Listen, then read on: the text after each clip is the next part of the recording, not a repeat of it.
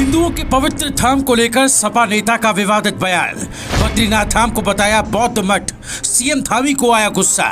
स्वामी प्रसाद मौर्य के खिलाफ तीर्थ पुरोहितों ने भी खोला मोर्चा। हिंदू समाज के खिलाफ जहर उगलने वाले मौर्य पर कार्रवाई कब?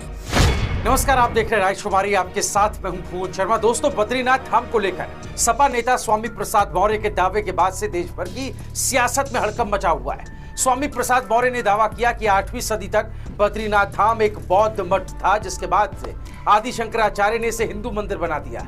इस पर अब उत्तराखंड के मुख्यमंत्री पुष्कर सिंह धामी ने पलटवार किया है। सीएम धामी ने कह दिया है कि महागठबंधन की सदस्य सपा के नेता स्वामी प्रसाद मौर्य का यह बयान उनकी देश और धर्म विरोधी सोच को दर्शाता है। स्वामी प्रसाद के नाम के आगे स्वामी है, कम से कम उन्हें ऐसा बयान देने से पहले सोचना चाहिए।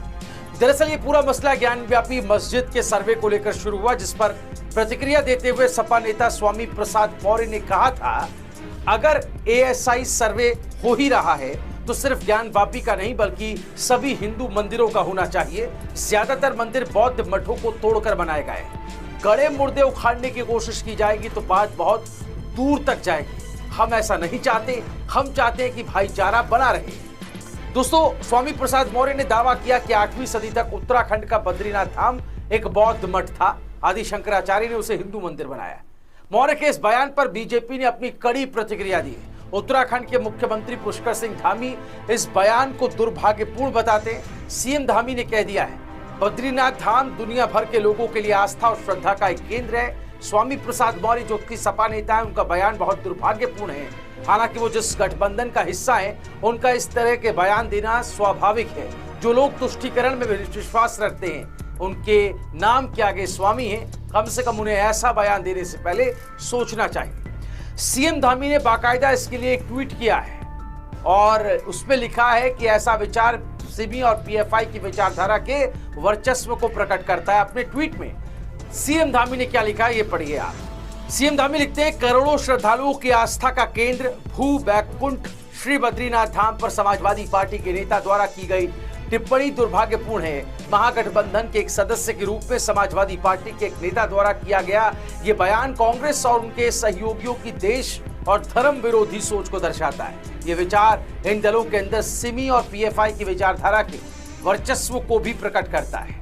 बैकुंठ धाम उत्तराखंड के अंदर स्थापित है और भगवान बद्रीनाथ जी की महिमा के बारे में, उसकी आस्था श्रद्धा के बारे में पूरे विश्व के अंदर लोग यहाँ से आस्था और श्रद्धा रखते हैं। उसके बारे में जिस प्रकार का बयान स्वामी प्रसाद मौर्य ने दिया है, उन्हीं की पार्टी के जो सर्वोच्च नेता हैं श्री अखिलेश यादव जी, उनकी धर्मपत्नी डिम्पल यादव जी भी इसी प्रदेश से ताल्लुक़ रखती हैं। वो भली भांति यहाँ की संस्कृति से और बद्रीनाथ धाम के जो महान परंपरा है, आस्था श्रद्धा जिस प्रकार से विश्व के लोगों की वहाँ पर है, उससे वो स्वयं परिचित है। मैं समझता हूँ कि डिम्पल यादव जी को भी इसका जवाब अवश्य स्वामी प्रसाद मौर्य को बताना चाहिए।